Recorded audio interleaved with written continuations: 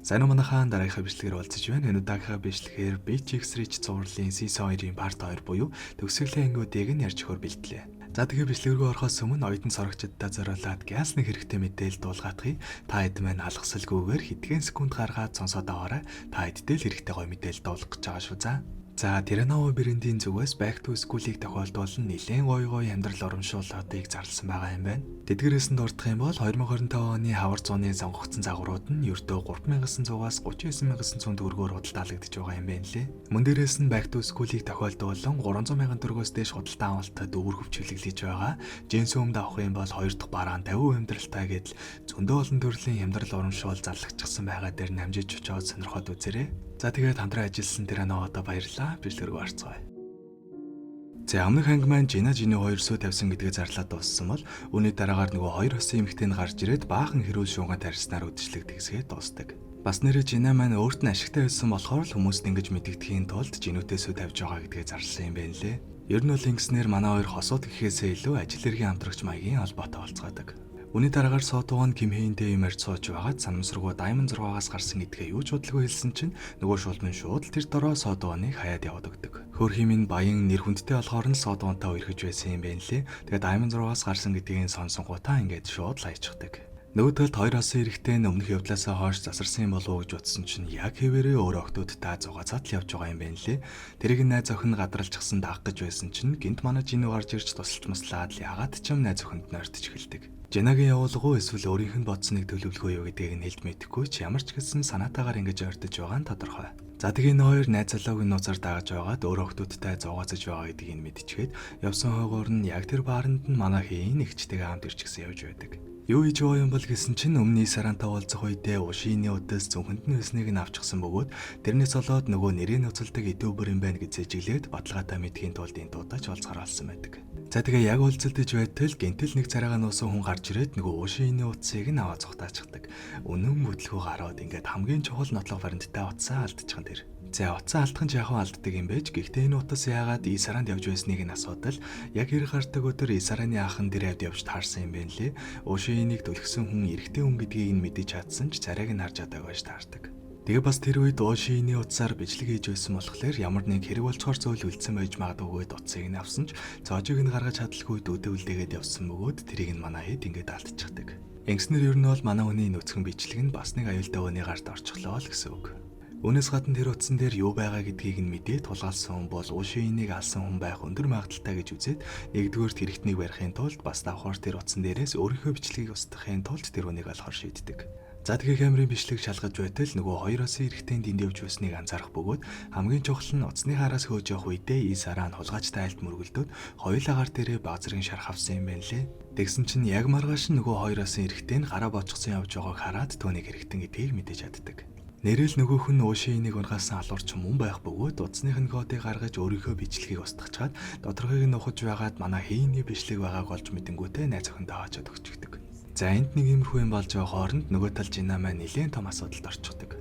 Гинтэл нэг өглөө шүүгэнээс нь харт амих олдох бөгөөд өнийг мэдсэн сургуулийн захиргаа шинжилгээнд амруултал хариун ч гэсэн хэрэгэлсэн гэдгийг нь баталчихдаг. Яг нь шүүгэнд нь нэг нууцаар харт амих хийчгээд гүтгэж байж болох юм гэж бодсон ч шинжилгээний хариун өртөл хэрэгэлсэн гэж гарч ирснээр Жина маань нэлээд хүндхэн байдалд орсон гэсэн үг. Уг нь манай Жина огт хэрэглээгүй ч гэсэн яаж яваад юм болчихгүй гэсэн чинь энэ нэлээд хэдэн шоломнуудыг нийлж хутгсан хороош таардаг. Жинагийн хот ээж нь бүр гэрт нөгөөд ирчихсэн бөгөөд Жинаг нойрны юм уудаг гэдгийг нь мэдэнгүүтээ тэрийг нь харт амихтай юмэр сольчихсан юм байна лээ. Тэрийг нь Жина нэг их анзааралгүй хэрэглээд явж байсан болохоор шинжилгээгээр хэрэгэлсэн гэж гарч ирсэн нь юм учиртай байдаг. Гэхдээ ингээд зогсохгүй нөгөө хоёр хосын эмэгтэйтэй нь бас хамтарч энийг хийсэн бөгөөд яг адилхан харагддаг харт амхийг нууцаар шүүгэнд нь хийлгэж байгаад эхлүүлэх ажлыг нь хийсэн байдаг. Гэхдээ өөрөө гартаж бол хийгээгүй нөгөө Ушины утсыг найз залуу нь энд өгчихсөн шүү дээ. Тэрэн дээр нь бас Ким Хэйний нууц бичлэг нээсэн юм байна лээ.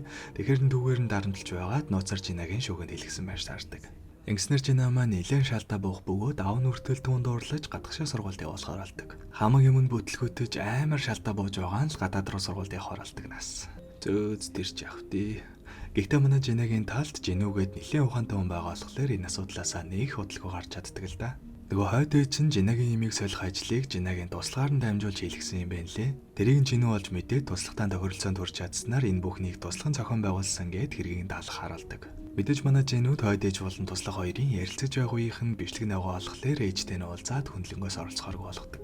Экснер манай Жинагийн нэр цэвэрлэгдэж ирэхэд сургуультай нүүр бардам явах боломжтой болох бөгөөд ингээд ямар ч судалгүй болсон болохоор Жина болон Жинэгүн гэр бүлийнхэн уулзаж тэдний сүйд явах ёслын өдрийг нь тавалцгаадаг. Удахгүй сургуулийнх нь 30 жилийн ойн баяр болох гэж байгаа юм байна лээ.